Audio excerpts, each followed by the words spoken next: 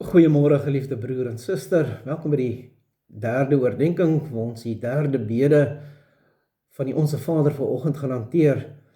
Maar voordat ons begin, kom ons bid.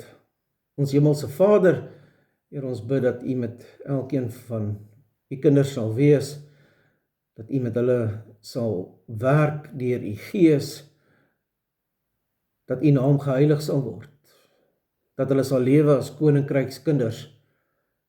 En Here, laat U wil in ons lewens ook so geskied. Dit bid ons in die naam van ons Here Jesus Christus, in en deur die werking van God die Heilige Gees. Amen. Geliefde broer en suster, ons vanoggend se skrifgedeelte kom uit Matteus 16 uit en ons gaan lees daarvan van vers 24 tot en met vers 28. Toe sê Jesus vir sy disippels: as iemand agter my aan wil kom, moet hy homself verloon en sy kruis opneem en my volg.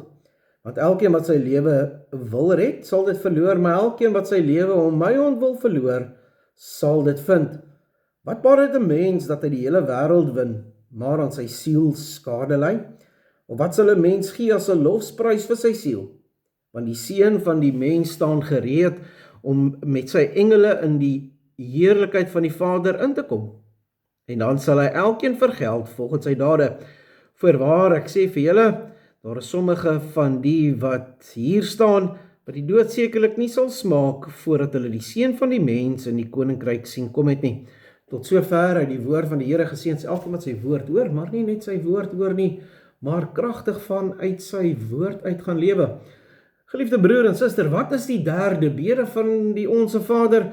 En Sondag 49, vraag 124, antwoord vir ons: laat U wil geskied.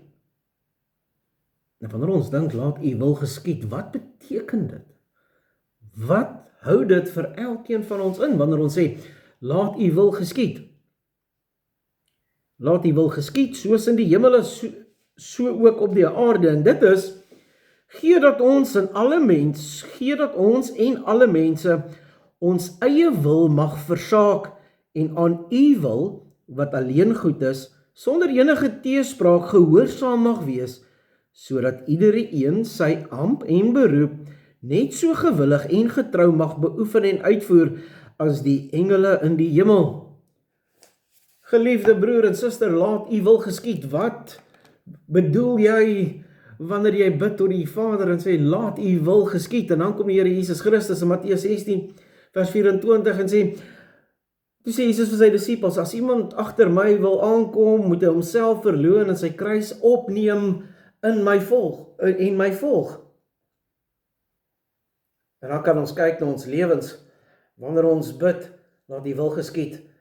Hoe sentraal staan ek en jy en ons eie wese sentraal in ons gebed?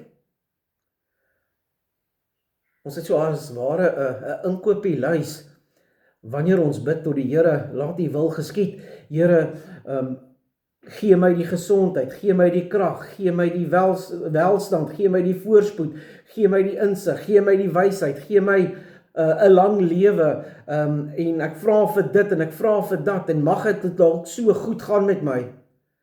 Waar ons totaal en al vergeet, wanneer ons bid, laat U wil geskied, wie se wil ons eintlik moet nastreef?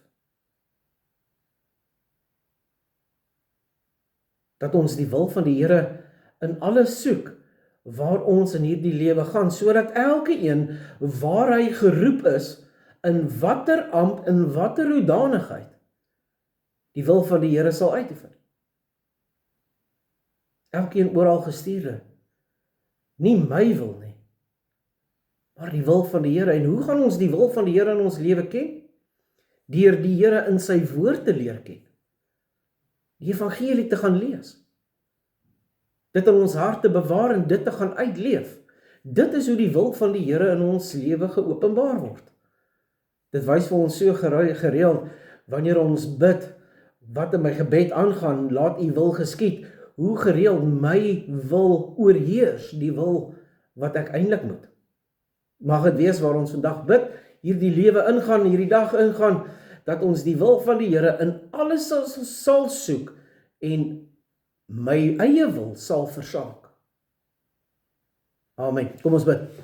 Ons grote God almagtige Vader, laat U wil geskied in my lewe, waar ek ook hierdie dag ingaan, dat ek in alles U wil sal soek. Maak my kragtig deur die Gees. Dit bid ons in die naam van Jesus Christus in en deur die werking van God die Heilige Gees. Amen.